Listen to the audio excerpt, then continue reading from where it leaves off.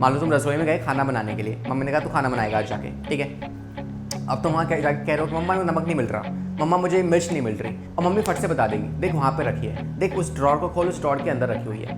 ऐसे नहीं कि मतलब लाइक आपने जो होता है ना स्कूल का होमवर्क मिलता है बचपन में हमें, है ना, कि एक्टिविटी कंप्लीट करके लाओ आर्ट एंड क्राफ्ट, तो तुम बाहर से कुछ भी तोड़ के लाओगे और ऐसे चिपका दोगे उसको और दिखा दोगे लो मैडम हो गया। ऐसे नहीं हुआ, ठीक है। आपको फिर उसने पूछा कि वो बूढ़ा था या फिर जवान था, तो उसने कहा, तो तुमने कहा कि वो जवान था। अब वहाँ पे प्रद्युमन होगा, एसीपी प्रद्युमन, तो वो तुम पे ही शक कर लेगा। तुम्हें कैसे पता इतना कुछ, कहीं तुम ही तो चोर नहीं हो।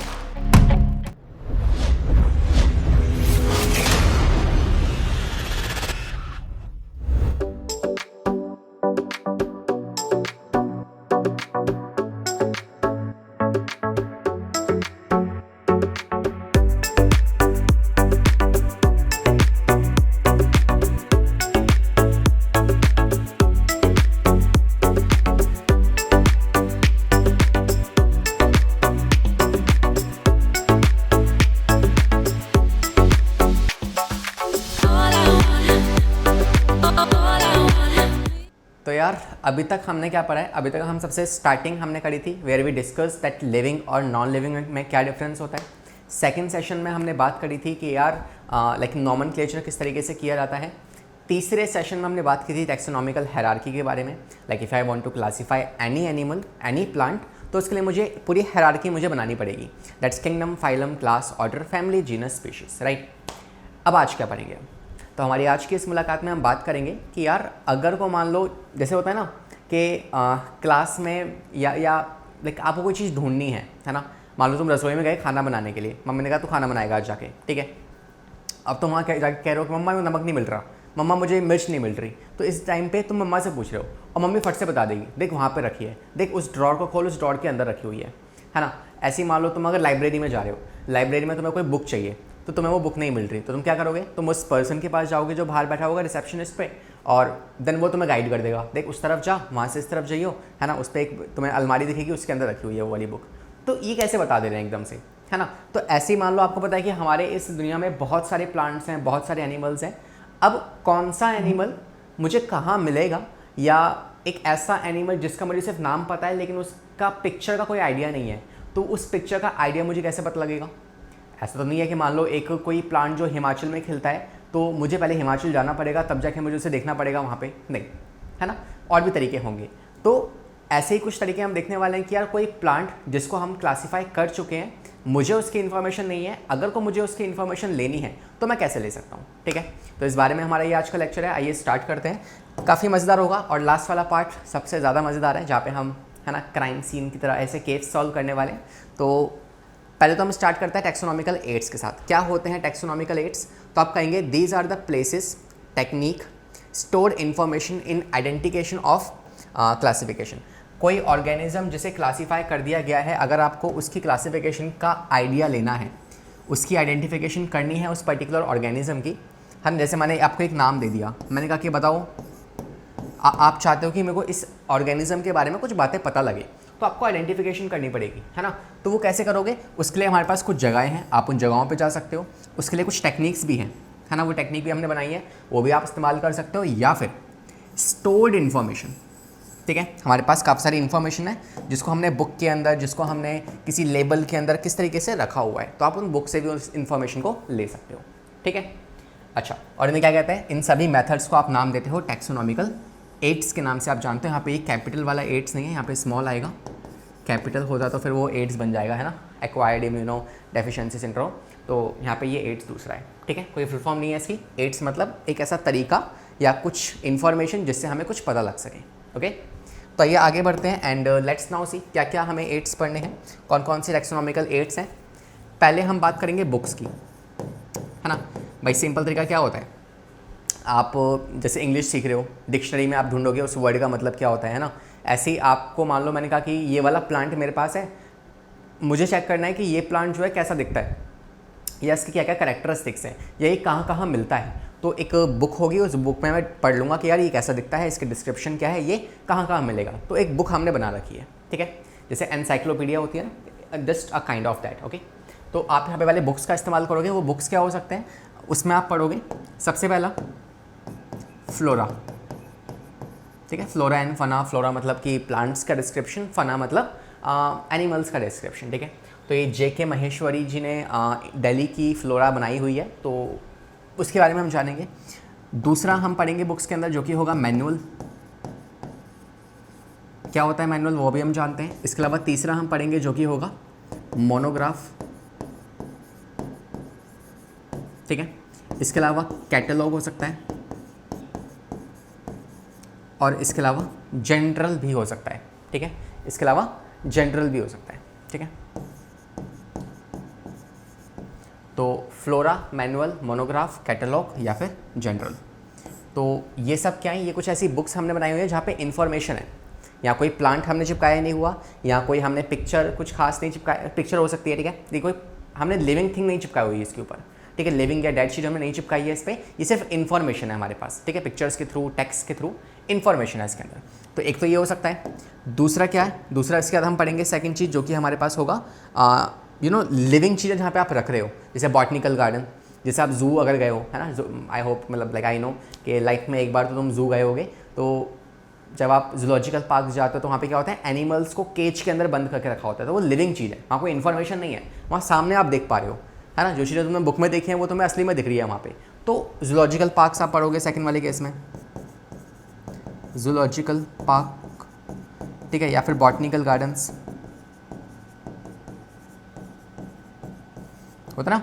स्कूल वालों की छुट्टियाँ होती, स्कूल की छुट्टियाँ होती हैं तो उन्हें क्या, उन्हें एक ही जगह मिलती है, या तो पार्क में लेके जाओ, मतलब पार्क में तो कौन लेके जाता है, बट हाँ एक कोई म्यूजियम लेके चले जाओ, है ना, या फिर बॉटनिकल गार्डन्स लेके चले जाओ। तो जैसे है ना इस टाइप की जगहों पे क्या होता है, हमने इन्फॉर्मेशन को स्टोर करके रखा हुआ है, या म्यूजियम हो सकते हैं,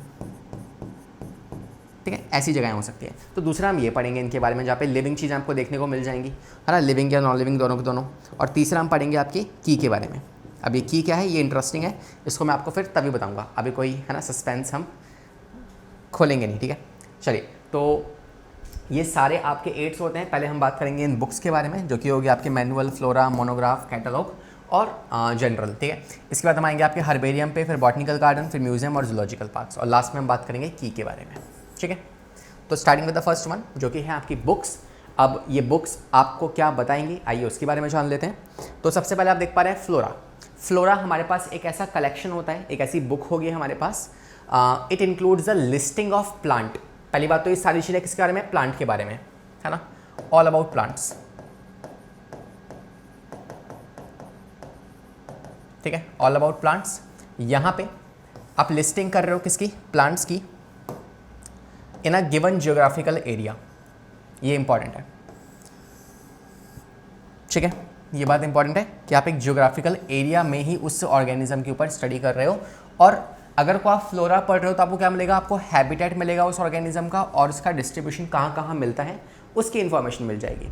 दूसरी बात देखो मैनुअल, मैनुअल भी क्या है, प्लांट्स की ही लिस्टिंग है, लेकिन इससे आपको क्या पता लगेगा, एक जियोग्राफिकल एरिया में उस वाले प्लांट का या उस वाले एनिमल का डिस्क्रिप्शन कैसा है, मतलब उसकी कैरेक्टरिस्टिक सारी आपको पता लग जाएंगी। अब एक बार ऐसे सुन लो, फिर आपको मैं हर एक करके समझाता हूँ आराम आराम से, ठीक है।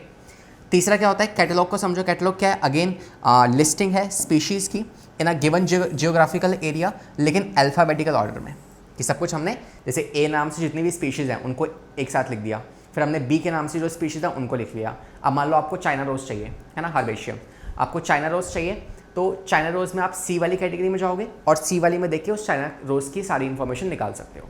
तो ये हो गया क्या, ये हो गया आपका कैटलॉग। जनरल क्या होता है, जनरल जो होता है ये जनरली मतलब ये रिसर्च ऑनगोइंग है, कि मान लो कोई अगर प्लांट है ना, उसको हमने कुछ टाइम पहले ही ढूंढा है, अब उसकी हमें कुछ नई बातें मिलती जा रही हैं, तो वो नई नई बातें हम कहाँ लिखेंगे, वो नई बातें हम यहाँ लिखते जाएंगे।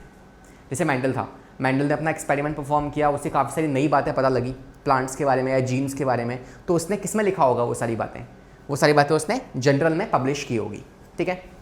लास्ट बचता है मोनोग्राफ। मोनोग्राफ क्या होता है, किसी कैटेगरी, यहाँ पे अब हम रेस्ट्रिक्टेड नहीं है किसी एरिया के लिए, ठीक है। अब शुरू से समझो एक बार, है ना, मैं आपको सारे समझाता हूँ तब आपको इसका मतलब समझ में आएगा मोनोग्राफ का मतलब क्या होता है। मान लो मेरे पास क्या है, मेरे पास एक पर्टिकुलर कोई प्लांट है ना, या कोई एक प्लांट लेते हैं, कोई प्लांट मुझे मिला, है ना, मैंने कहा कि यार प्लांट जो है ना, ये प्लांट मुझे कहाँ मिल सकता है, इसका नाम पता है, जैसे मान लो इसका नाम है, कोई प्लांट ले लो, एलोवेरा ले लो, है ना, एलोवेरा अगर हमने ले लिया या चाइना रोज़ ले लो, चाइना रोज़ अगर आपने लिया है तो वो चाइना रोज़ मुझे कहाँ मिलेगा? क्या ये चाइना रोज़ जो है मुझे राजस्थान में मिल सकता है ना? तो उसके लिए मैं क्या करूँगा, मुझे चाहिए कि वो कहाँ मिल सकता है मुझे, तो उसके लिए मैं उठाऊँगा क्या, उसके लिए मैं उठाऊँगा कैटलॉग, है ना। पहले मुझे देखना है कि ये चाइना रोज़ मुझे कहाँ कहाँ मिलेगा, या यहाँ जहाँ मैं चाहता हूँ कि मान लो मैं रह रहा हूँ दिल्ली में और वो प्लांट उग रहा है कहाँ पे, आपके राजस्थान के अंदर, तो वो वाला प्लांट मुझे दिल्ली में मिलेगा कि नहीं मिलेगा, उसके लिए मैं कैटलॉग उठाऊंगा और चेक करूंगा कि दिल्ली वाली जगह में, है ना, क्या उस प्लांट का नाम है कि नहीं है। तो मैंने दिल्ली का कैटलॉग उठाया, मैंने देखा कि क्या उस दिल्ली के अंदर ओपेंशिया, कैक्टस को मान लेते हैं, कैक्टस मान लिया हमने, ओपेंशिया जो है वो वहाँ पे है कि नहीं है। तो कैटलॉग से मुझे क्या पता लग गया, अल्फ़ाबेटिकल ऑर्डर में ओ में गया, ओ में देखा क्या ओ में ओपेंशिया लिखा हुआ है या नहीं लिखा हुआ, नहीं लिखा हुआ तो मतलब दिल्ली में मुझे नहीं मिलेगा, अगर लिखा हुआ है तो इसका मतलब दिल्ली में मुझे ओपेंशिया मिल जाएगा, ठीक है। तो इससे हमें पता लग गया अल्फ़ाबेटिकल ऑर्डर। फिर मैंने कहा कि यार ओपेंशिया कैसा दिखता है मुझे पता नहीं है ना, मेरे को देखना है कि वो कैसा दिखता है, तो मैं क्या उठाऊंगा, तो मैं उठाऊंगा उसका ये मैनुअल, क्योंकि मैनुअल में क्या होता है, लिस्टिंग करते हैं प्लांट्स की जियोग्राफिकल एरिया में, क्योंकि ओपेंशिया मुझे पता है कि दिल्ली में मिल रहा है, तो मैं उस जियोग्राफिकल एरिया में उस प्लांट का डिस्क्रिप्शन देख सकता हूँ कि वो दिखता कैसा है, उसके पास स्टेम है, रूट है, कैसी लीफ होती है, फैलोक्लेड है या फिर स्पाइन्स हैं, क्या है, ये सारी बातें मुझे उसका डिस्क्रिप्शन मिल जाएगा, किसके थ्रू, मैनुअल के थ्रू। मैंने कहा तीसरा, अब मुझे जानना है कि वो और कहाँ कहाँ मिल सकता है, तो उसके लिए मैं क्या करूँगा, मैं फ्लोरा उठाऊँगा और मैं चेक करूँगा कि दिल्ली में कौन कौन सी जगहों पर वो आपको मिल जाएगा, है ना, डिस्ट्रीब्यूशन कहाँ पे है उसका, और वो कैसी हैबिटेट में देखने को मिलता है, तो मुझे उससे ये पता लग जाएगा फ्लोरा से, ठीक है। फ्लोरा में उसकी सारी इन्फॉर्मेशन लिखी होगी, किसके बारे में, डिस्ट्रीब्यूशन के बारे में और हैबिटेट के बारे में। अगर पूछा जाए डिस्क्रिप्शन के बारे में, डिस्क्रिप्शन कहाँ मिलेगा, मैनुअल में मिलेगा, ठीक है। अल्फ़ाबेटिकल ऑर्डर में कहाँ अरेंज होगा, कैटलॉग के अंदर, ठीक है। जनरल में सारी नई बातें, जैसे मान लो मेरे को जानना है कि ओपेंशिया जो कैक्टस प्लांट है उसकी कोई नई बात पता चली है क्या हमें, है ना, पूरे इंडिया में कुछ मतलब ओपेंशिया के बारे में कोई नई बात आई है कि नहीं आई है, तो मैं जनरल उठा लूँगा। जनरल में ओपेंशिया में जाऊँगा, वहाँ पर अगर कुछ नई बातें ऐड हुई होंगी तो मुझे दिख जाएगी, नहीं ऐड हुई इसका मतलब क्या है, सिंपली कुछ नई बात हमें पता नहीं चली है, जितना पता था उतना ही पता है, ओके। इसके बाद लास्ट आपका आता है क्या, मोनोग्राफ। अब ये मोनोग्राफ क्या है वो समझो। मोनोग्राफ जो होता है ना वो एक किसी एरिया के लिए रेस्ट्रिक्टेड नहीं है। मोनोग्राफ जो है ये आपका टैक्सॉन के लिए है, ठीक है। टैक्सॉन का मतलब क्या होता है, just give me a second, हाँ, तो मोनोग्राफ क्या होता है, टैक्सॉन क्या होता है, मतलब कि आप एक ज्योग्राफिकल एरिया में आप रेस्ट्रिक्टेड नहीं हो, आप सिर्फ दिल्ली में ओपेंशिया की बात नहीं कर रहे हो। मैंने कहा कि मुझे ओपेंशिया जानना है, तो ओपेंशिया दिल्ली का ओपेंशिया या राजस्थान का ओपेंशिया नहीं जानना, अब मुझे ओपेंशिया की सारी डिटेल चाहिए। तो पूरी दुनिया में जितनी भी ओपेंशिया के स्पीशीज़ हैं या जैसा भी वो दिखता है, जिस टाइप का हो सकता है, वो मुझे कहाँ मिल जाएगा, वो मिल जाएगा मोनोग्राफ के अंदर। मोनो मतलब एक, मतलब ये एक टैक्सॉन के बारे में आपको बता देगा, ठीक है। जैसे मैंने कहा कि सोलेनम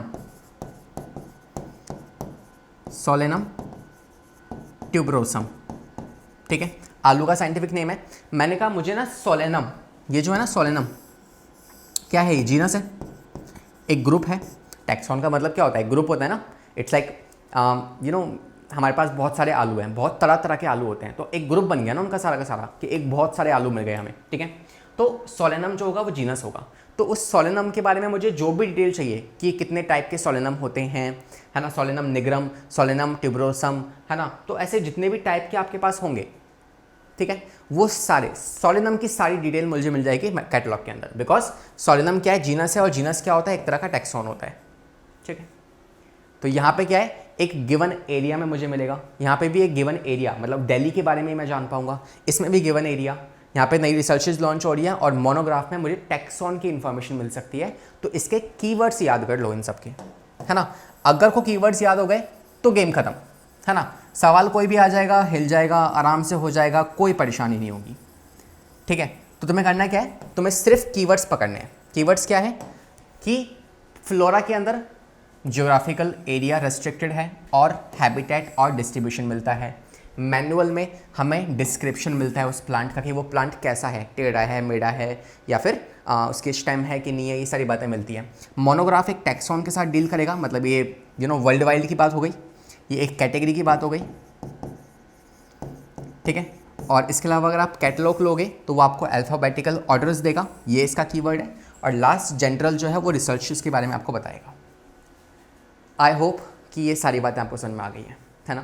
तो ये हो गया पहले जो इन्फॉर्मेशन वाली बात थी वो हमने कंप्लीट कर लिया है। पीछे आके देखोगे तो हमने फ्लोरा कंप्लीट कर लिया, मैनुअल, मोनोग्राफ, कैटलॉग और general.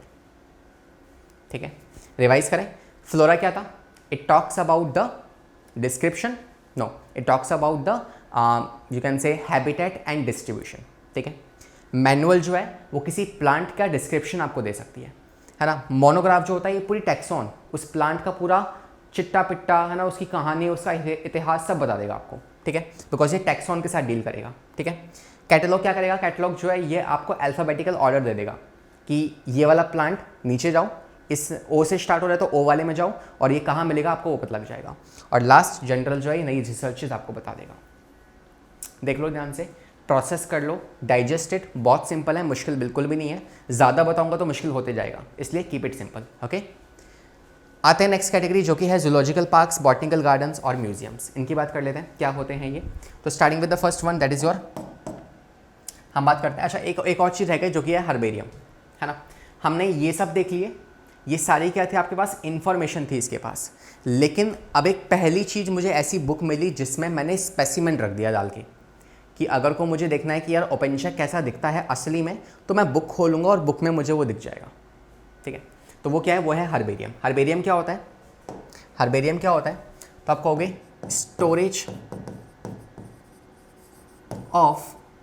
Storage of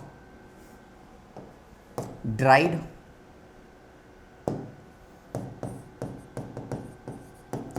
pressed and preserved, dried, pressed, preserved plant on a sheet, preserved plant on a sheet। एक शीट आप लोगे, एक पेपर लोगे, उस शीट के ऊपर आपको क्या करना है, सिंपली एक जो भी आपके पास प्लांट का स्पेसिमेन है उसको पहले तो ड्राई करना है, अच्छे से सुखाना है। ऐसे नहीं कि मतलब लाइक आपने जो होता है ना स्कूल का होमवर्क मिलता है बचपन में हमें, है ना, कि एक्टिविटी कंप्लीट करके लाओ, आर्ट एंड क्राफ्ट, तो तुम बाहर से कुछ भी तोड़ के लाओगे और ऐसे चिपका दोगे उसको और दिखा दोगे, लो मैडम हो गया। ऐसे नहीं हुआ। ठीक है, आपको प्रॉपर्ली पहले उसे ड्राई करना है, बार बार टिश्यू पेपर से, बटर पेपर से उसको अच्छे से उसका पानी निकालना है, सारा का सारा उसका मॉइस्चर एब्जॉर्ब कर लेना है। अदरवाइज आप ऐसे ही अगर उसे लगा दोगे और उसको आप महीनों तक छोड़ दोगे तो उसमें फंगस लग जाएगा, बिकॉज मॉइस्चर है उसके अंदर, है ना। तो इसलिए आपको पहले उसे ड्राई करना पड़ेगा, सुखाना पड़ेगा प्रॉपर्ली काफ़ी सारे टिश्यू पेपर की मदद से। फिर उसे प्रेस करना है आपको उस शीट के ऊपर। जैसे एक शीट है, इस शीट पे आपने इस स्पेसिमेन को प्रेस कर दिया और लास्ट में आपने उसे प्रिजर्व कर दिया। प्रिजर्व में एक बात सीखो, अगर को प्रिजर्व मैं बोल रहा हूँ तो प्रिजर्व मतलब डेड पार्ट है, वो लिविंग नहीं है, वो प्लांट डेड हो चुका है। और कंजर्व अगर मैं कह रहा हूँ तो कंजर्व हम यूज़ करते हैं वर्ड लिविंग के लिए, कि किसी ज़िंदा चीज़ को अगर आपको बचा के रखना है ना, या फिर अपने पास रखना है बहुत लंबे टाइम तक, तो आप कहोगे कंजर्व कर लिया। अगर कोई डेड पार्ट को अपने पास बचा के रख रहे हो तो उसे आप कहते हो प्रिजर्व कर लिया मैंने। ठीक है, तो प्रिजर्व और डेड में आपको ये डिफरेंस क्लियर होना चाहिए। तो ये वाली जो बात हो रही है ये नॉन लिविंग की बात है। ठीक है, तो यहाँ पे आप नॉन लिविंग को प्रिजर्व कर रहे हो, नॉन लिविंग का प्रिजर्वेशन हो रहा है। ओके, तो पहली बात तो ड्राई, प्रेस, प्रिजर्व्ड, डीपीपी से आप इसे याद कर सकते हो। सेकेंड बात, दूसरी बात, जो शीट ऑफ पेपर पे आप उसे लग रहे हो ना, तो उस शीट को अब आपको फाइल करनी है। भाई एक तो होगा नहीं, ऐसे मान लो 5-6 आपके पास स्पेसिमेन थे, 10 स्पेसिमेन थे, 100 स्पेसिमेन थे, सारे स्पेसिमेन की आपके पास शीट्स बनेंगी। अगर 100 स्पेसिमेन है तो 100 शीट्स बनेंगी। अब उन 100 शीट को आप एक साथ एक फाइल के अंदर बंद कर दोगे। ठीक है, जैसे मैंने कहा कि एक प्लांट है, ये हर्ब है एक तरह का, हर्ब की मुझे 100 वेराइटीज़ मिल गई, 100 स्पीशीज़ मिल गई, तो हर एक हर्ब की स्पीशीज़ को तोड़ोगे और उसे आप लगा के प्रेस करके उसकी एक फ़ाइल बना लोगे सारे हर्ब्स की। ठीक है, ऐसी शर्ब्स की अलग फाइल बन जाएगी। ठीक है, इस तरीके से। तो सेकेंड स्टेप होगा sheet is filed according to latest system of classification. Latest system of classification, और वो क्या होगा? वो लेटेस्ट सिस्टम ऑफ क्लासिफिकेशन किसका होगा? बेंथमैन एंड हुकर का। ठीक है,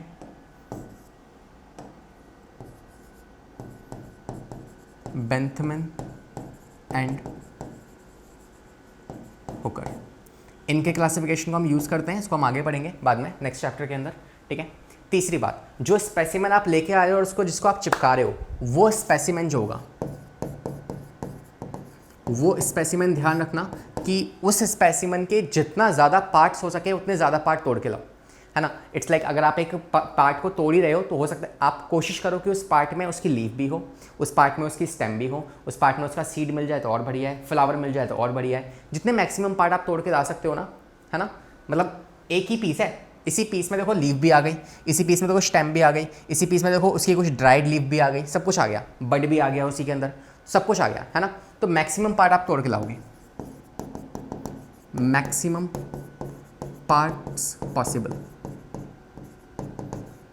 क्यों ज़रूरी है ये? मान लो कि आप तोड़ के लाए किसी एक पार्ट को, है ना, उस पार्ट की आपने लीफ तो लाई नहीं आप, है ना, और जबकि वो प्लांट जो है उसकी पहचान उसकी लीफ से ही होती है, तो अब गैस कुछ और, देख कुछ और रहे हो, समझ कुछ और लोगे, है ना। तो इसलिए इस गड़बड़ को हटाने के लिए आप कोशिश करो कि ज़्यादा से ज़्यादा पार्ट उसमें लगे हुए हों, ठीक है। इसमें देखो फ्लावर लगा हुआ है, लीफ भी आ गई, स्टेम भी आ गई, बर्ड्स भी आ गए, सब कुछ आ गया इसमें, ठीक है।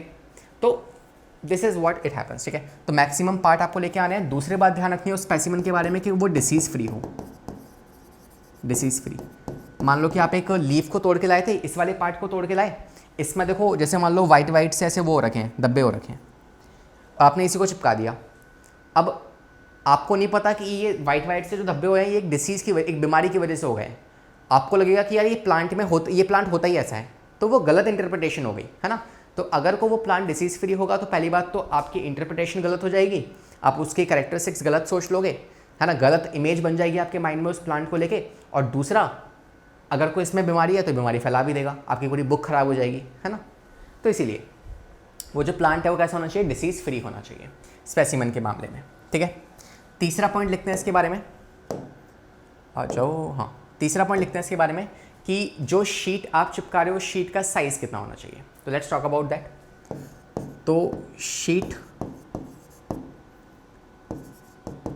साइज इंटरनेशनल साइज है, ऐसा नहीं कि इंडिया में ये साइज़ की शीट ले रहे हो, दूसरे कहीं कंट्री में अलग साइज़ की शीट ले रहे हो, नहीं। हर्बेरियम अगर आप बना रहे हो तो सब में शीट का साइज़ फिक्स होना चाहिए। और शीट का साइज़ कितना होना चाहिए, दैट शुड बी 49 या नहीं 41 × 29 सेंटीमीटर स्क्वायर, ठीक है। लेंथ और ब्रेथ, मतलब कि अगर आपने ऐसी कोई शीट ली है तो ये जो शीट है इसकी लेंथ कितनी होगी 41 सेंटीमीटर और इसकी ब्रेथ कितनी होगी, दैट इज़ 29 सेंटीमीटर, ठीक है। तो इस साइज़ की आपको एक शीट लेके आनी है, उस शीट पे आप सारा काम कर रहे होगे, ओके। अच्छा, इसके साथ साथ एक और बात ध्यान रख लो। वो एक और बात क्या है कि जब आप उस पर्टिकुलर प्लांट को प्रेस कर रहे हो उस शीट के ऊपर, तो देखो कोई और बैक्टीरिया आके उस पर अटैक ना कर दे या कुछ और उस पर पैथोजन का अटैक ना हो जाए, इसीलिए आप उसे टॉक्सिकेट कर दोगे, ठीक है। आप उसे क्या कर दोगे, टॉक्सिकेट कर, उसमें ना आप मतलब उसके अंदर टॉक्सिन भर दोगे ताकि कोई अगर उसे आके खाना भी चाहे तो वो पहले ही मर जाए, है ना, हमारा प्लांट प्रिजर्व रहे। तो कौन से टॉक्सिन का आप इस्तेमाल करते हो, तो जो टॉक्सिन का आप इस्तेमाल करोगे इस या पॉइजन का जो इस्तेमाल करोगे वो टॉक्सिन या पॉइजन होगा मरकरी क्लोराइड, मरकरिक क्लोराइड, या फिर आप DDT का इस्तेमाल कर सकते हो, ठीक है। और DDT टू प्रिवेंट फ्रॉम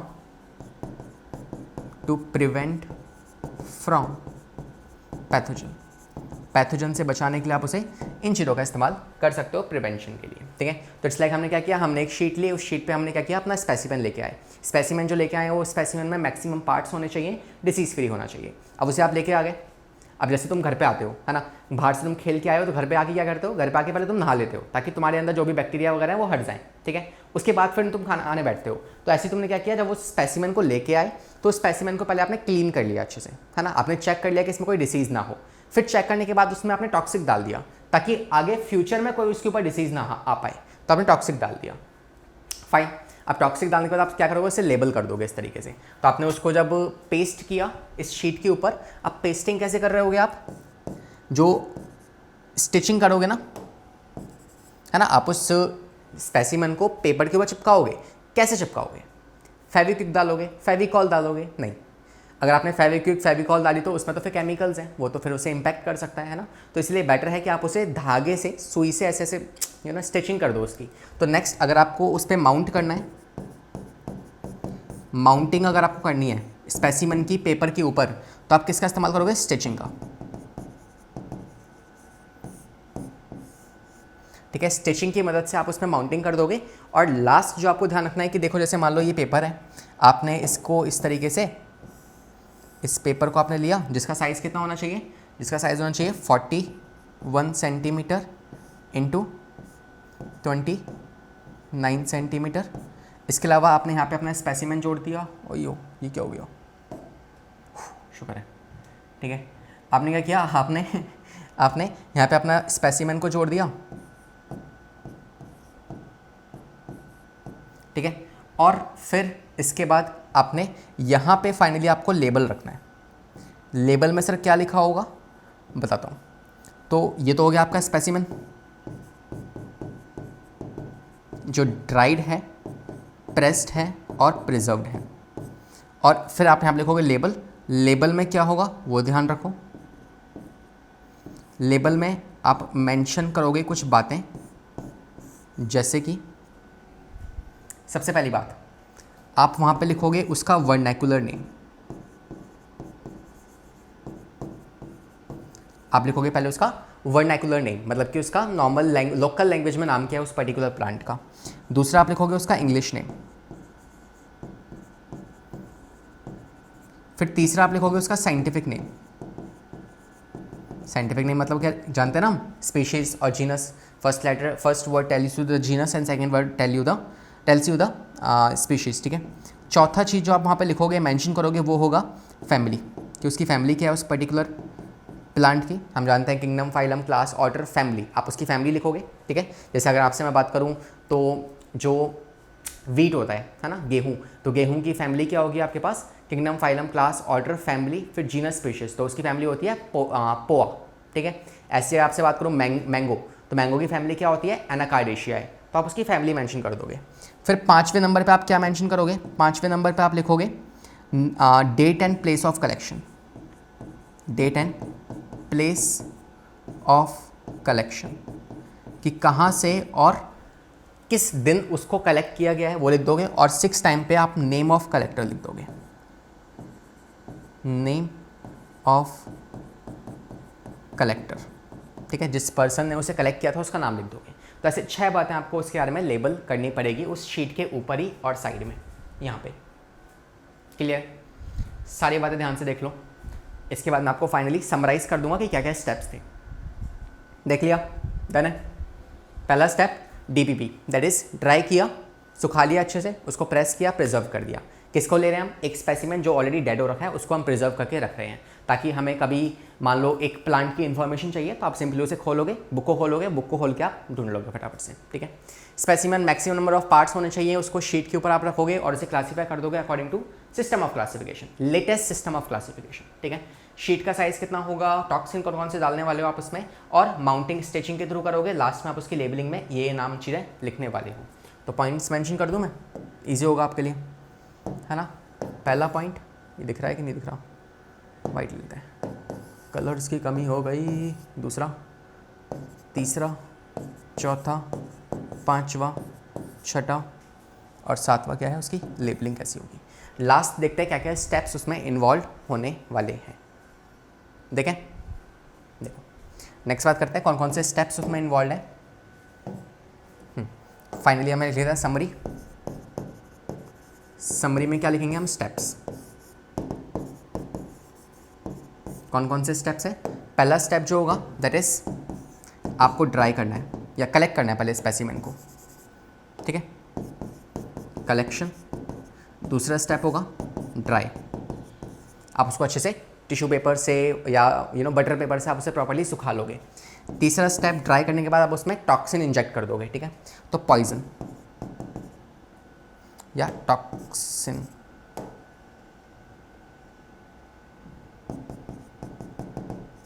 ठीक है, टॉक्सिन डाल दिया। चौथा स्टेप क्या होगा? टॉक्सिन डालने के बाद अब आप उससे माउंटिंग करोगे, उसको उस शीट के ऊपर माउंट कर दोगे। नेक्स्ट स्टेप होगा माउंटिंग। और फिफ्थ स्टेप होगा उसकी आप स्टिचिंग कर दोगे,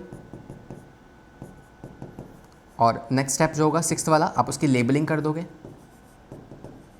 और लेबलिंग के बाद लास्ट आप उसे क्लासीफाई कर दोगे, या आप कह सकते हो उसे क्लासिफिकेशन कर दोगे, आप उसका क्लासिफिकेशन कर दोगे। ये स्टेप्स होते हैं किसमें, हर्बेरियम के अंदर, हर्बेरियम की शीट्स बनती है। अब देखो इसमें एक और इंटरेस्टिंग बात है कि जिस चीज़ को आप कर रहे हो इस तरीके से, मतलब आपने बहुत सारी शीट्स बना ली, आपने बुक बना ली, बुक बना के आपने रख दी। अब उसमें दिक्कत एक और भी है कि यार जैसे चोर होता है ना, अब चोर जा रहा है ना, जैसे टॉम क्रूज़ है, मिशन इम्पॉसिबल चल रही है मूवी, है ना, उसमें क्या हुआ कि टॉम क्रूज़ जो है वो उस चीज़ को चुराने के लिए जा रहा है। अब उस चीज़ को चुराना है इतना मुश्किल नहीं है ना, वहाँ तक पहुँचना मुश्किल है, जिस जगह से उसको जाना पड़ेगा, है ना, जैसे चार्ली जा रहा है ना, तो या जो भी जा रहा है, जो भी चोर जा रहा है जिस चीज़ को चुराने के लिए, तो वहाँ तक पहुँचना ज़्यादा मुश्किल है। अब ऐसे मान लो तुम बाहर खड़े हो, तुम एक बिल्डिंग के बाहर हो, मैंने कहा कि जाओ इस लाइब्रेरी, इस लैब के अंदर जाओ, इस लैब के अंदर बहुत सारे हर्बेरियम रखे हैं, वहाँ से ना सोलेनम वाला हर्बेरियम की बुक उठा के ले आओ, है ना, तुम्हें वो सोलेनम के बारे में जानना है। तो इतनी बड़ी बिल्डिंग के अंदर इतनी सारी बुक्स रखी होंगी, तो कैसे पहचानोगे? तो उसके लिए भी हम किसका इस्तेमाल करते हैं, क्लासिफिकेशन का। तो अब प्रॉब्लम क्या है, प्रॉब्लम ये नहीं है कि हमें बुक चाहिए बुक मिल जाएगी हमें, लेकिन प्रॉब्लम यह है कि वहाँ तक पहुँचे कैसे, ठीक है। तो इसके लिए हम क्लासिफिकेशन पहले से करके रखते हैं। जैसे आपने देखा होगा कि अगर आप लाइब्रेरी में जा रहे हो, तो जिस बंदे से आप पूछते हो कि यार वो वाली बुक कहाँ रखी है, वो फटाफट से बता देगा, और तुम अंदर जाओगे, तुम इतनी सारी बुकें देखेंगी, तुम कहोगे ये क्या बकवास है यार, इतने में से मैं कैसे ढूंढूंगा, ठीक है। तो वो फटाफट से बता देगा। कैसे बता देगा? उसको पता है कि यार कैसे इस बिल्डिंग में चीज़ें क्लासीफाई की गई हैं। जैसे मान लो पहले सबसे नीचे वाली जो फ्लोर होगी, वहाँ पे हमने क्या कर दिया, वहाँ पे हमने वो हर्बेरियम की जो आपके पास ये शीट है ना, इसको आपने रखा है कौन से वाले, एल्गी की। उसके ऊपर वाले पार्ट में आपने ब्रायोफाइट्स की, उसके ऊपर वाले में टेरिडोफाइट्स की, उसके ऊपर वाले में आपने जिम्नोस्पर्म की, और लास्ट वाले में एंजियोस्पर्म की। मान लो आपको कोई एंजियोस्पर्म की शीट चाहिए, हर्बेरियम चाहिए, तो आप क्या करोगे, पहले आप फिफ्थ वाली बिल्डिंग पे जाओगे, है ना। यहाँ पे जाके फिर उस बंदे ने कहा कि एक काम करो, वहाँ पे जाके ना आपको चीज़ों को करने, जैसे मान लो हम एग्जाम्पल ले लेते हैं। एग्जाम्पल हमने लिया kingdom, phylum, class, order, family, genus, species. हमने ले लिया वीट का एग्जाम्पल, है ना। आपको वीट वाली बुक चाहिए, तो किंगडम क्या होगा, प्लांट, तो प्लांट का ही होता है, वो तो आप जानते ही हो। फाइलम कौन सा होगा, एंजियोस्पर्म। तो जैसे आप ऊपर वाली बिल्डिंग पे गए, तो वहाँ पे क्या है, एंजियोस्पर्म सारे क्या रखे हुए हैं आपके पास, एंजियोस्पर्म रखे हुए हैं, तो हमें बिल्डिंग पता लग गई। फिर आपने कहा कि यार वीट का जो क्लासिफिकेशन, जो क्लास होती है वो कौन सी होती है, तो वीट की जो क्लास होगी वो होगी डाइकोटिलीडॉन या मोनोकोटिलीडॉन,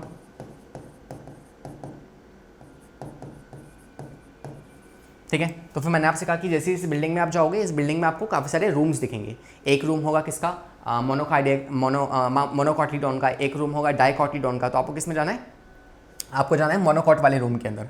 वहाँ जाके फिर आप देखोगे ऑर्डर क्या होता है, तो इसका जो ऑर्डर होगा वो होगा पोएस, ठीक है। तो आपने क्या किया, फिर आपने पोएल्स वाला ऑर्डर वो ढूंढा ऑर्डर, ठीक है। फिर आप उस वाली रूम के अंदर गए।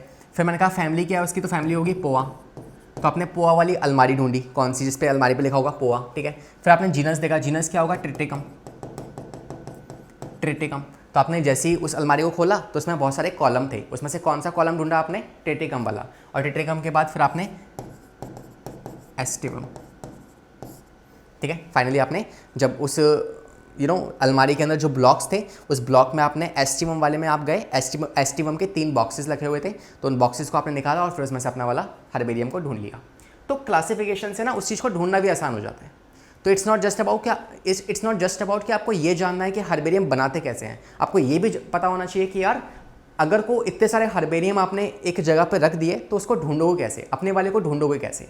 तो उसके लिए हम क्लासिफिकेशन का इस्तेमाल कर रहे हैं, है ना। आई होप कि ये पूरी कहानी का फील आ गया कि भाई हम कैसे क्लासीफाई कर रहे हैं और क्यों कर रहे हैं और क्या कर रहे हैं, ठीक है। वरना बच्चों को ये नहीं पता होता कि कर क्या रहे हैं हम सर, ठीक है। चलिए आगे आते हैं। तो हर्बेरियम की एक और बात जान लो, जो कि है सिग्निफिकेंस। क्या सिग्निफिकेंस होता है इसका? इससे हमें फ़ायदा ये होगा कि यार हम किसी प्लांट के आइडेंटिफिकेशन को पहचान पाएंगे कि वो प्लांट दिखता कैसा है, उस प्लांट का हुलिया कैसा है ना, उसको किसने ढूंढा, किस दिन ढूंढा गया, उसका साइंटिफिक नेम क्या है, वो सारी बातें हम पता लगा पाएंगे। दूसरा, क्विक रेफरल सिस्टम। ये एक अच्छा रेफरल सिस्टम है कि मान लो आपको एक प्लांट के बारे में कुछ बातें जाननी है, फटाफट से बुक खोलो, बुक खोल के उसके बारे में सारी बातें देख लो, वो दिखता कैसा है, फैमिली क्या है, उसका साइंटिफिक नेम क्या है, वो सारी बातें आपको फटाफट से पता लग जाएंगी, ठीक है। आपको फटाफट से उसकी सारी बातों की इन्फॉर्मेशन मिल जाएगी। तो वो है आपका ये वाला पार्ट, ठीक है। नेक्स्ट बात देखो, एग्जाम्पल्स कहाँ पे है सर ये हर्बेरियम, मुझे जाना है, मैं कैसे जाऊँ उस हर्बेरियम पे? तो उसके लिए आपके पास है herbarium associated with royal botanical garden. Royal botanical garden वैसे तो एक ये बॉटनिकल गार्डन है, काफ़ी बड़ा बॉटनिकल गार्डन है ये आपका। इस बॉटनिकल गार्डन कहाँ पे है? क्यू के अंदर है ना, इंग्लैंड में क्यू के अंदर है ये बॉटनिकल गार्डन। लेकिन इस बड़े से बॉटनिकल गार्डन के अंदर एक छोटा सा हर्बेरियम भी बना हुआ है, एक छोटा सा हर्बेरियम भी बना हुआ है, ठीक है। तो ये हर्बेरियम जो है ये काफ़ी बड़ा हर्बेरियम है इस जगह के अंदर, एक यहाँ मिल जाएगा। दूसरा सेंट्रल नेशनल हर्बेरियम कहाँ पे? कलकत्ता के अंदर। तो कलकत्ता में, इंडिया में भी सेंट्रल नेशनल हर्बेरियम मिलता है, तो वहाँ पे भी जाके आप देख सकते हो। फाइन, तो we are done with this herbarium sheet also. तो हमने नेक्स्ट वाला पार्ट भी कर लिया जो कि इसके साथ था हर्बेरियम, ठीक है। तो प्लस में हर्बेरियम, ठीक है। तो हमने मैनुअल पढ़ लिया, हमने फ्लोरा पढ़ लिया, मोनोग्राफ पढ़ लिया, हर्बेरियम पढ़ लिया। अब बात करते हैं बॉटनिकल गार्डन्स, म्यूजियम और जूलॉजिकल पार्क्स की, ठीक है। नेक्स्ट पे आ जाओ, बॉटनिकल गार्डन्स क्या होते हैं? बॉटनिकल गार्डन्स तो आप कहोगे it is an area enclosed. क्या है ये? पहले डेफिनेशन लिखो इसकी, फिर समझाता हूँ।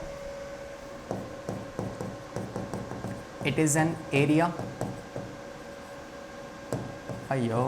it is an area enclosed, it is an area enclosed where for collection of living plants, for collection of living plants, ठीक है। लिविंग प्लांट्स को स्टोर करने के लिए आपने एक जगह बना रखी है ना, और वो जगह किसने बनाई है? ह्यूमंस ने। तो एनक्लोज मतलब वो बिल्ड बाय ह्यूमंस है, बिल्ड बाय ह्यूमंस। फाइन, आगे बात सुन में। तो it is build by human, ये बात आपको ध्यान रखनी है, ओके। चलिए, तो this is something which we have talk about,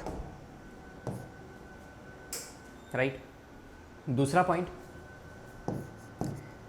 क्या बॉटनिकल गार्डन में आप क्या रख रहे हो? जैसे पिछले वाले जो भी हमने देखे उन सब में क्या था? डेड पार्ट थे, ये एक डेड था, है ना। इसके अलावा ये सब भी क्या थे? ये सिर्फ इन्फॉर्मेशन थी, कोई भी लिविंग पार्ट हमने यहाँ पे स्टोर करके नहीं रखा हुआ। लेकिन अब जो आप पढ़ रहे हो इसमें आप लिविंग चीज़ों को स्टोर कर रहे हो, लिविंग प्लांट्स को आप स्टोर कर रहे हो। तो इसका मतलब कि इस बार आपने प्लांट को आप उठा के ले आए, उस प्लांट को आपने हमारी केयर के अंदर, हमारी प्रोटेक्शन के अंदर, हमारी एक बनाई गई जगह के अंदर आपने उसे स्टोर कर लिया, तो वो लिविंग है। तो आप इसे क्या एक लिविंग हर्बेरियम कह सकते हो। यहाँ पे क्या था? हर्बेरियम में आपने प्लांट स्टोर किए हैं, बस वो डेड थे। लेकिन इस बार भी आप प्लांट को ही प्रिजर्व कर रहे हो, या प्रिजर्व नहीं कंजर्व कर रहे हो, क्योंकि वो लिविंग है, ठीक है। तो आप इसे कहते हो it's just also known as living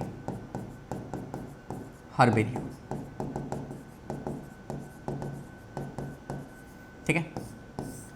तीसरी बात जो आप इसमें ध्यान रखना कि जो बॉटनिकल गार्डन्स होते हैं वहाँ पे आप लिविंग प्लांट्स को स्टोर करके रख रहे हो, है ना, वहाँ पे आपने उसको स्टोर कर लिया। लेकिन साथ में जैसे आपने इस वाले केस में लेबलिंग करी थी ना, लेबल में आपने कुछ बातें लिखी थी। इस बार भी जिस प्लांट को आप रख रहे हो, है ना, जैसे मान लो ये कोई एक प्लांट है, जिस प्लांट को आपने इस प्लांट को आपने रखा हुआ है इस तरीके से। लेकिन ये जो प्लांट आपने रखा है, आपको इस प्लांट के ऊपर एक लेबल लगाना पड़ेगा। इस प्लांट के ऊपर नहीं, इस प्लांट के नीचे कहीं पे आप एक लेबल लगा दो। जैसे आपने कोई एक पेड़ बचा के रखा हुआ है उस बॉटनिकल गार्डन में, तो उस पेड़ के ऊपर एक मेटल का ऐसे इस तरीके से आयरन का एक लेबल लगा दो। उस लेबल पे क्या क्या बातें लिखी होनी चाहिए वो देखो एक बार।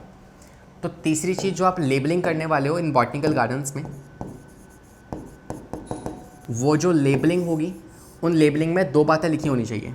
बात नंबर 1 और बात नंबर 2 वो क्या है देखते हैं। जो आप इस बात को लिखिए पहले एक बार।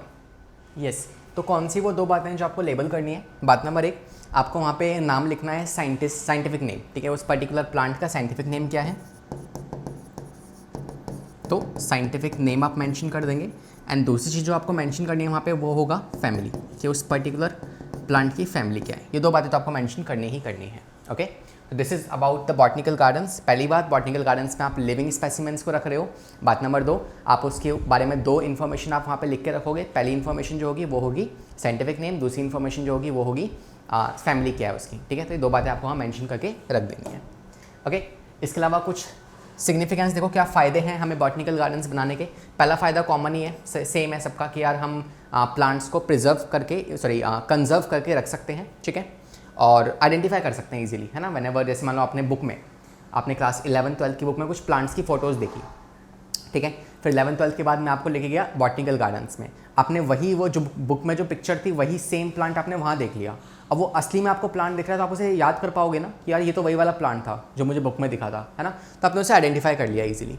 सेकंड स्टेप होता है, मतलब सेकंड फ़ायदा जो होता है वो होता है एक्स सेतु कंजर्वेशन। क्या है ये एक्स सेतु कंजर्वेशन? एक्स सेतु कंजर्वेशन और एक होता है इन सेतु, है ना। एक्स सेतु मतलब आप देखो जैसे क्या है इसका मतलब कि एक एरिया है, इस एरिया में कुछ प्लांट्स हैं, कुछ एनिमल्स हैं। अभी को हम मान लो चलो एनिमल्स यहाँ प्लांट्स ले लेते हैं बिकॉज हम बॉटनिकल गार्डन्स की बात कर रहे हैं। तो इस एरिया में कुछ प्लांट्स हैं मेरे पास, और ये प्लांट्स कुछ ऐसे प्लांट्स हैं जो कि ना मतलब ख़त्म होने वाले हैं, मतलब they are having the endangered species जो कुछ टाइम बाद एक्सटिंक्ट हो जाएंगे।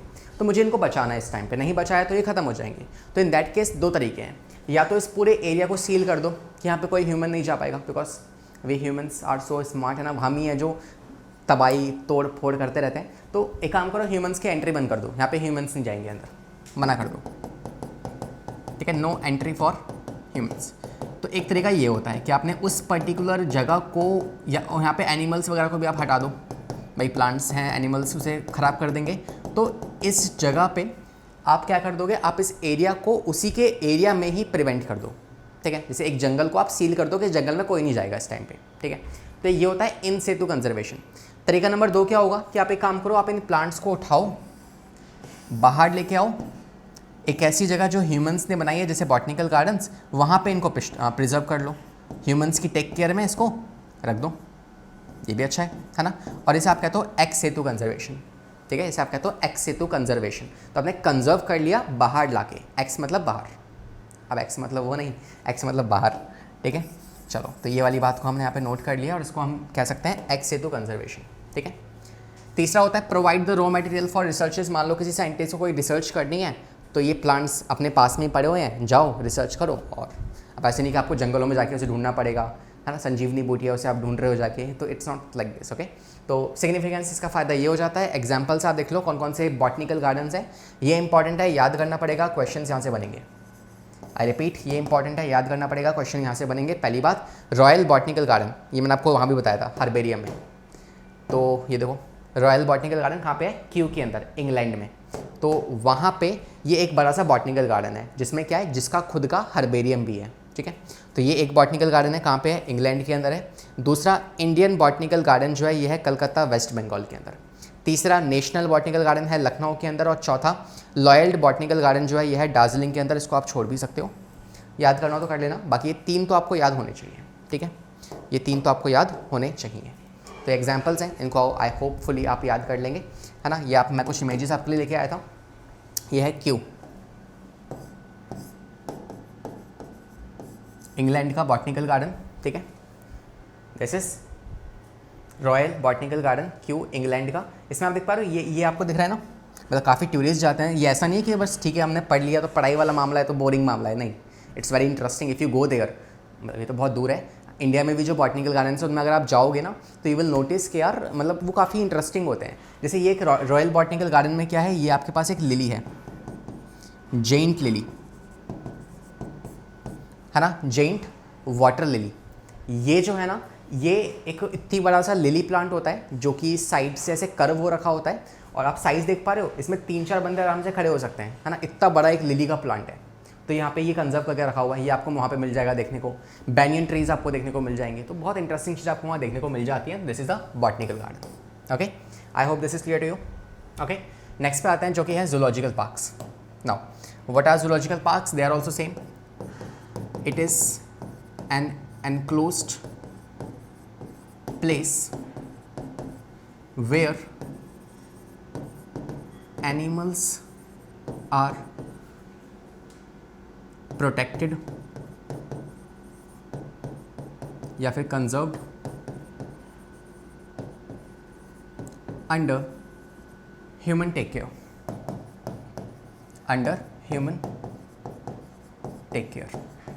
ठीक है। तो हम ह्यूमंस के टेक केयर के अंदर आप कुछ एनिमल्स को लेके आए हो, अगेन एक्स सेतु है, वहाँ से आप लेके आए हो और उसको हमारी टेक केयर में आपने जूलॉजिकल पार्क्स में उसे अंदर रख दिया है, केस के अंदर, ठीक है। तो कंजर्व मतलब लिविंग है सारे के सारे, तो ये भी लिविंग के लिए होता है। तो अगर मैं आपसे सवाल पूछूं, क्या मैं आपसे सवाल पूछूं? हाँ, पहला सवाल मुझे ये बताओ कि जो बॉटनिकल गार्डन्स हैं वहाँ पे आप लिविंग चीज़ों को रखते हो या फिर डेड चीज़ों को? तो आप कहोगे सर लिविंग चीज़ों को रखते हैं, ठीक है। डेड भी हो सकता है, जैसे हर्बेरियम डेड है तो वो भी आप वहाँ पे रख लोगे, ठीक है। अच्छा, मैं आपसे पूछूँ जूलॉजिकल पार्क्स, वहाँ सिर्फ आप लिविंग को रखोगे, ठीक है। कोई dead plants, dead insect, dead animal नहीं रहेंगे वहाँ पे, एनिमल्स रहेंगे और कैसे वाले? लिविंग वाले, ठीक है, जिंदा। मैं आपसे पूछूँ मैनुअल में, तो वहाँ पे होगी इन्फॉर्मेशन। मैं आपसे पूछूँ कैटलॉग के अंदर, तो वहाँ पे अगेन इन्फॉर्मेशन। हर्बेरियम के अंदर डेड प्लांट्स होंगे, तो ये डेड लिविंग का कॉन्सेप्ट आपको क्लियर होना चाहिए, ओके। यहाँ पे आते हैं वापस से, तो क्या होते हैं जूलॉजिकल पार्क्स? आई होप ये आपको समझ में आ चुका है। दूसरा पॉइंट आप मेंशन कर सकते हो कि जूलॉजिकल पार्क्स में ना आप बिल्कुल same to same conditions create करते हो उन एनिमल्स के लिए जैसा उनका घर था, मतलब फॉरेस्ट था। तो आप कह सकते हो सिमिलर कंडीशंस या similar conditions to natural habitat. उस पर्टिकुलर एनिमल का जैसा नेचुरल हैबिटेट था, बिल्कुल वैसी ही कंडीशंस आप कोशिश करते हो कि आप जूलॉजिकल पार्क्स में क्रिएट कर पाओ। फाइन। तीसरा, जहाँ पे मान लो ये केस है, इस केस के अंदर एक कोई बंदर है, कोई चिंपैंजी है या कोई लॉयन है, कुछ भी है, तो आपको इस केस के नीचे कैसे अगेन लेबलिंग करनी है। उस लेबलिंग में क्या लिखा होना चाहिए? उस लेबलिंग के अंदर लिखा होना चाहिए कि वो पर्टिकुलर जो एनिमल वहाँ रखा हुआ है उसका साइंटिफिक नेम क्या है, साइंटिफिक नेम क्या है, और दूसरी बात उसकी फैमिली क्या है। ये दो बातें अगेन मेंशन होनी चाहिए। फाइन। तो आई होपफुली आप भी है ना गए होंगे किसी ना किसी जूलॉजिकल पार्क में, जैसे दिल्ली का न्यू दिल्ली का नेशनल जूलॉजिकल पार्क जो है काफ़ी बड़ा है, काफ़ी अच्छा भी है, बस वो थोड़ा लंबा है तो आपको पैदल चलना पड़ता है ना। या टूरिस्ट भी वहाँ पे आजकल तो गाड़ियाँ भी चल गई है ना, तो दैट्स अ प्लेस, वहाँ पे आप जाके घूम सकते हो। तो एक तो ये हो गया, कौन सा? National zoological park. कहाँ पे? National zoological park new Delhi के अंदर।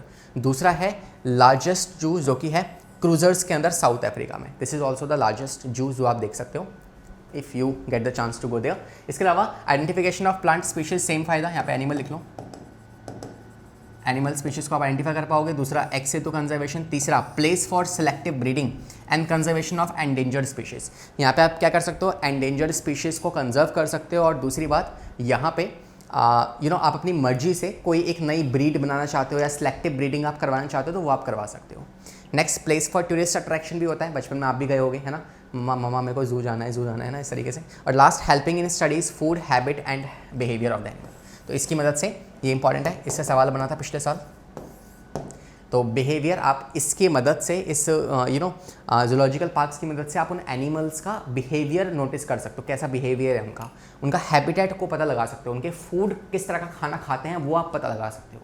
तो this is what we complete the your botanical and zoological parks also. अब आते हैं नेक्स्ट पे, जो कि है म्यूजियम।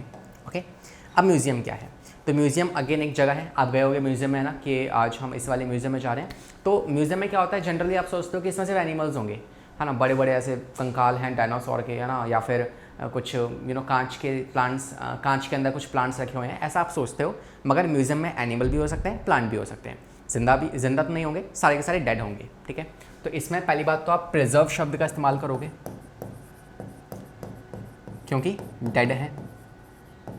दूसरी बात, इसमें एनिमल्स भी हो सकते हैं और प्लांट्स भी, animals as well as plants, both, ठीक है। तो दो बात ध्यान रखना। इसके अलावा अब आप क्या करोगे इसमें म्यूजियम के अंदर?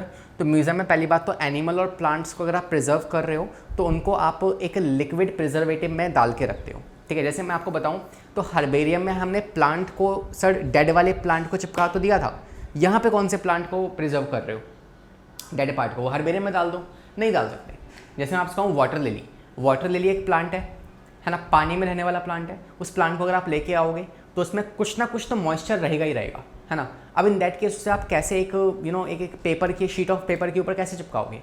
तो इन दैट केस आप वहाँ पे क्या कर सकते हो, आप उसको म्यूजियम में प्रिजर्व कर सकते हो, ठीक है।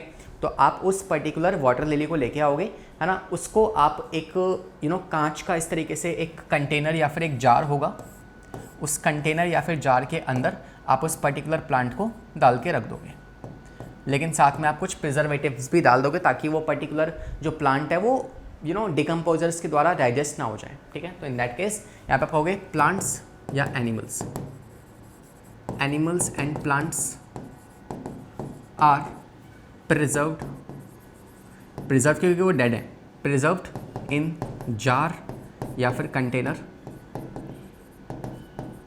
With liquid preservatives, with liquid preservatives, ठीक है। तो लिक्विड प्रिजर्वेटिव्स का इस्तेमाल करके आप क्या करोगे, आप उन चीज़ों को एक जार या कंटेनर में प्रिजर्व कर दोगे, ओके। तो नेक्स्ट पॉइंट लिखते हैं इनके बारे में। अच्छा, उससे पहले एक और बात, ये प्रिजर्वेटिव्स हैं क्या सर एक्चुअली में, तो कौन कौन से प्रिजर्वेटिव्स हम इस्तेमाल कर सकते हैं। आपको पता है कि यार जब इस जार में हम किसी प्लांट को रख रहे हैं तो बीच उसमें हमने क्या डाल दिया है, एक लिक्विड डाल दिया है। व्हाट्स दैट लिक्विड, वो लिक्विड जो है वो एक्चुअली है या तो फॉर्मलिन हो सकता है, फॉर्मलिन या फिर वो हो सकता है एसीटोन, या फिर वो अल्कोहल हो सकता है, राइट। या तो फॉर्मलिन होगा या फिर एसीटोन या फिर अल्कोहल, इनमें से किसी का इस्तेमाल करके हम उसे प्रिजर्व कर लेंगे, पहली बात।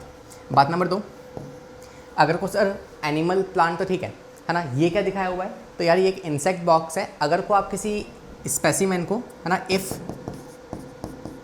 स्पेसिमेन इज़ ड्राई, अगर कोई ड्राई स्पेसिमेन को, जैसे कि हम एंड प्लांट्स को तो हर्बेरियम की बुक के ऊपर पिन कर दे रहे थे, ऐसे अगर कोई इंसेक्ट हुआ तो इंसेक्ट के लिए सर क्या है हमारे पास, प्लांट्स के लिए तो हर्बेरियम है, लेकिन एनिमल के लिए क्या है, एनिमल के लिए हमारे पास होता है इंसेक्ट बॉक्स, ठीक है।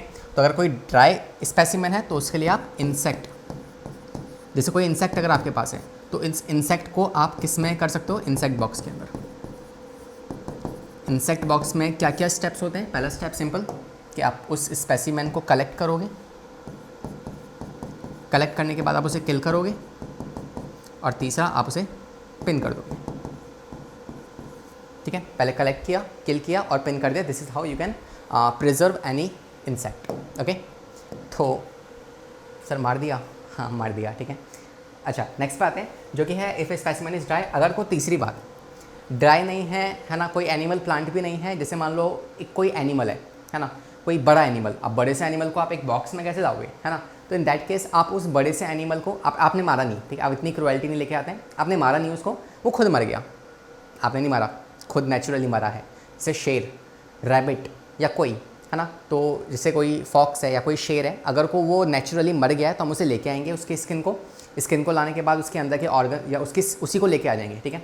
उसको लेके आएंगे, उसके अंदर के ऑर्गन्स को निकाल देंगे, उसके जो स्केलेटन वाला पार्ट है, उसकी जो स्किन वाला पार्ट है, उस पर प्रिजर्वेटिव्स लगा देंगे और उसमें भर देंगे स्टफ़, उसके अंदर भर देंगे हम कॉटन, ठीक है।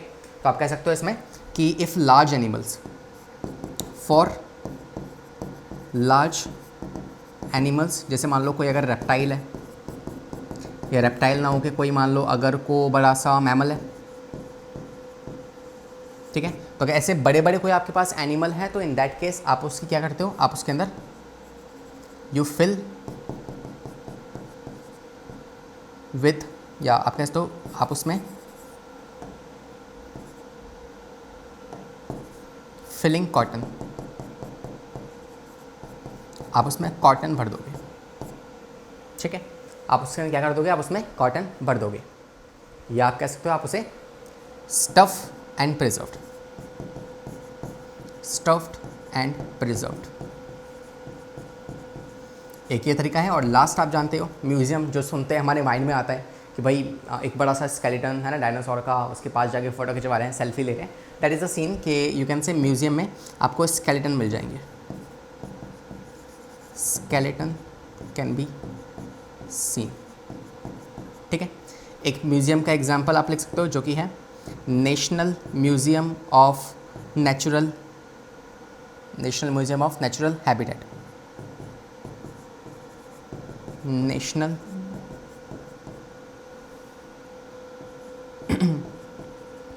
म्यूज़ियम ऑफ नेचुरल हैबिटेट, ठीक है। तो ये आप याद कर सकते हैं।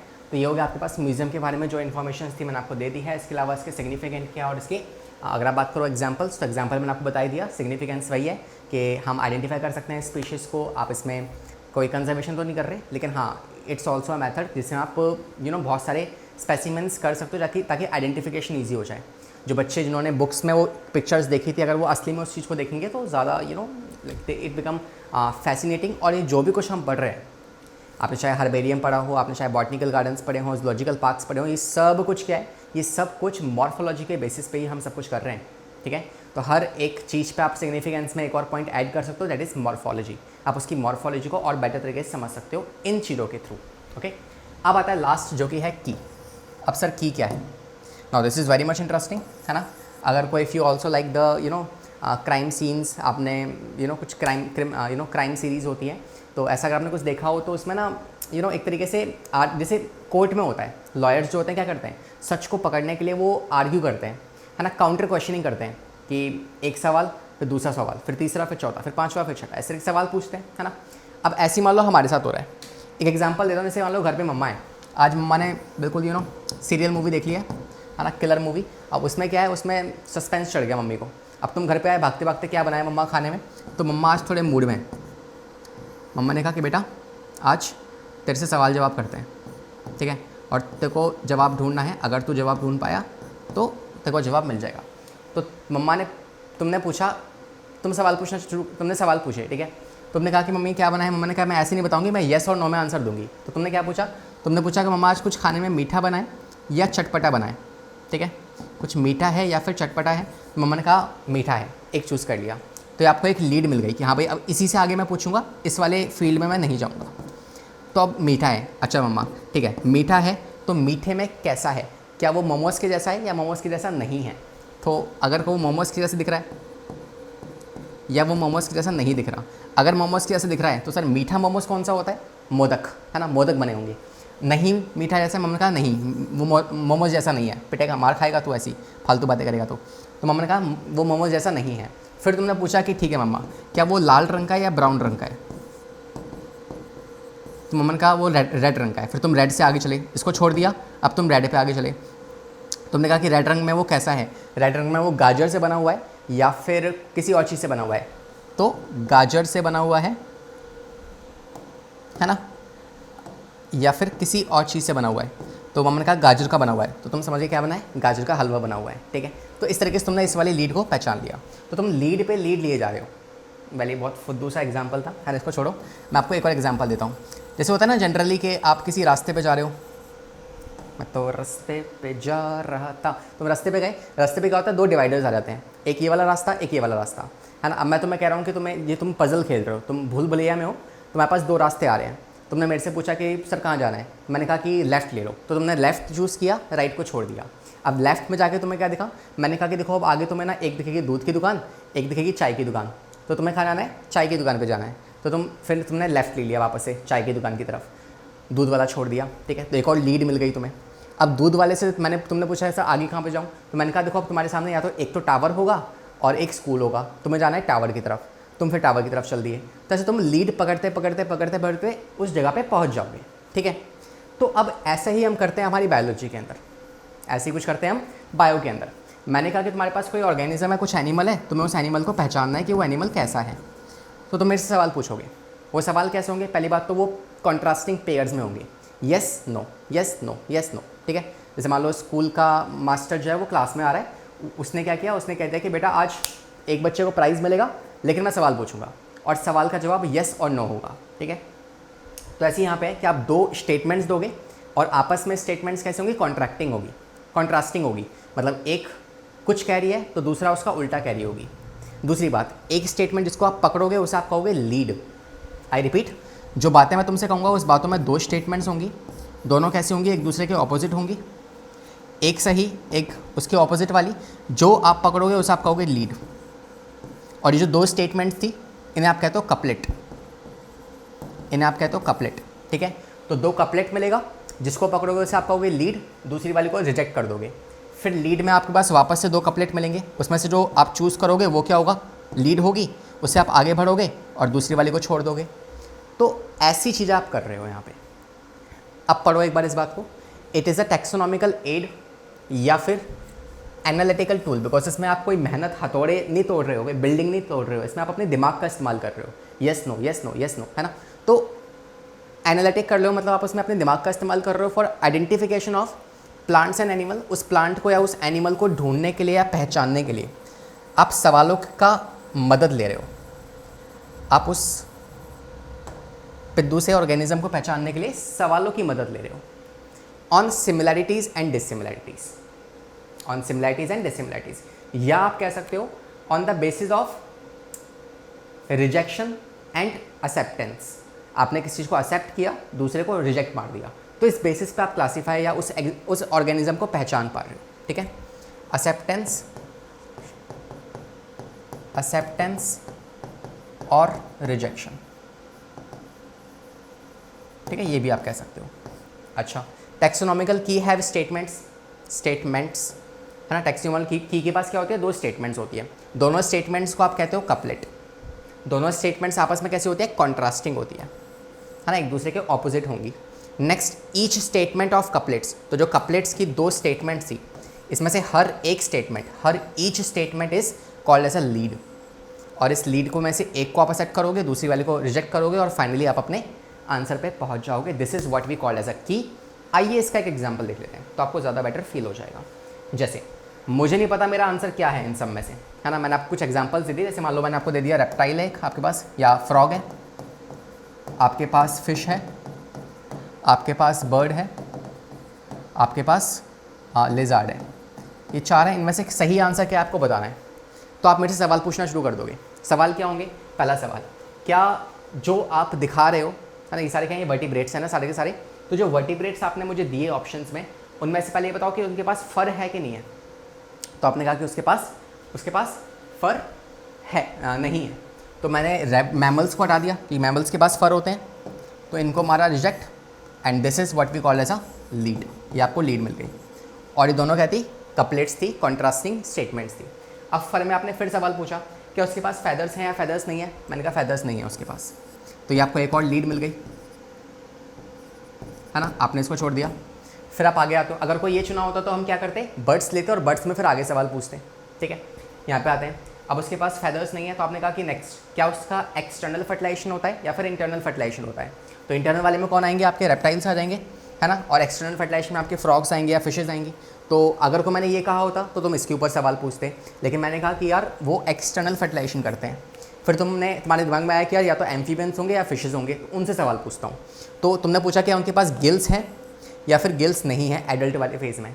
तो मैंने कहा कि उनके पास गिल्स नहीं है, तो तुम पहचान गए वो कौन है, वो है आपके एम्फीबियंस। बिकॉज गिल्स इनके पास होते हैं, इनके पास नहीं होते एडल्ट वाले फेज़ में, है ना। इसके भी लार्वल फेज़ में तो होती है गिल्स, लेकिन बड़े होते तो नहीं होती है। तो यही आपका करेक्ट आंसर होगा। तो इस तरीके से आपने लीड पकड़ते गए। जैसे कभी ना कभी CID देखा होगा, ACP प्रद्युमन आता है ना, वो सवाल पूछता है कुछ तो गड़बड़ है दया, कुछ तो गड़बड़ है। तो उसने तुमसे सवाल पूछा कि वो चोर जो था, क्या उस चोर ने ग्लासेस पहने थे या नहीं पहने थे। तुमने कहा कि सर ग्लासेस पहने थे।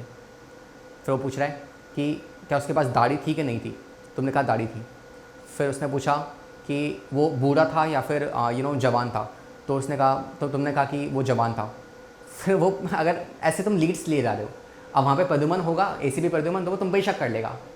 तुम्हें कैसे पता इतना कुछ, कहीं तुम ही तो चोर नहीं हो, तो तुम पे सवाल कर लेगा, है ना। तो मतलब लाइक वो तो अलग जोक्स अपार्ट। बट हाँ, हम समझ गए कि यार कीज़ क्या होती हैं, लीड्स क्या होती हैं। लीड्स को लेते जाओ और फाइनली अपने आंसर्स पे पहुँचते जाओ। ठीक है, तो shall we complete this part also. और हमने फाइनली सारा कुछ पढ़ लिया जो भी हमें पढ़ना था इन दिस टैक्सोनॉमिकल एड्स। ठीक है, तो हमने भाई मैनुअल पढ़ लिए, फ्लोरा पढ़ लिया, मोनोग्राफ पढ़ लिया, मोनोग्राफ के साथ हमने कैटलॉग भी पढ़ लिया,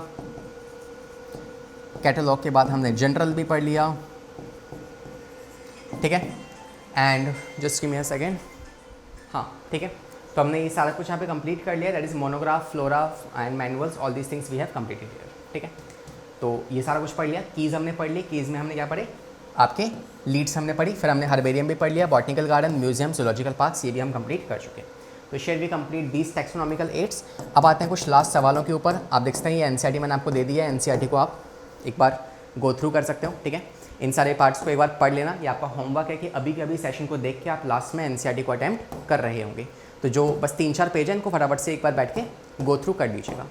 सवाल कर लेते हैं। पहला सवाल आपके सामने है, एक म्यूजियम जो होता है उसके पास कलेक्शन है प्रिजर्व्ड प्लांट की, प्रिजर्व्ड एनिमल की, स्केलेटन एनिमल्स की, या सभी चीज़ों की। तो गेस द आंसर।